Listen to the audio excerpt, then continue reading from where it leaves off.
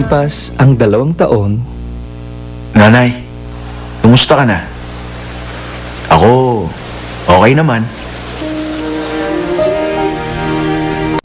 Sa ngayon, nag-aaral akong gumawa ng tinapay sa Palbong Bakery. Inaaral ko ang bean paste bread, ang butter bread, at pati na rin ang croissant. Ay!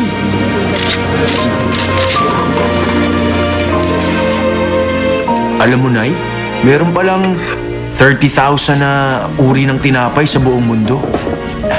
Tapos, ilan lang sa mga yun ang alam ko kung paano i-bake. Sir, ito na po yung masa.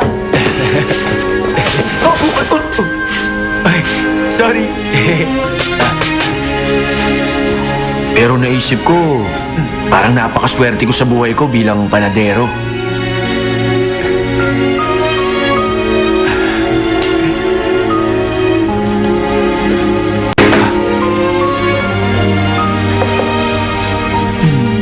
Hindi ko rin maintindihan pero talagang ang saya ko sa pagbe-bake.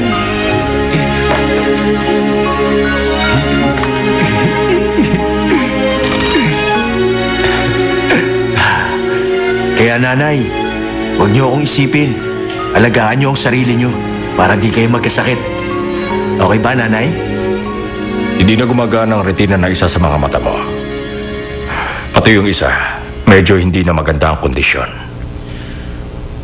Ibig sabihin, kapag nagpatuloy ang nangyari sa akin, mabubulag ako. Dapat maging tuloy-tuloy ang treatment. Hanggat wala pa tayong donor ng cornea, wala tayong magagawa kundi maghintay. Yun ang options na meron sa ngayon.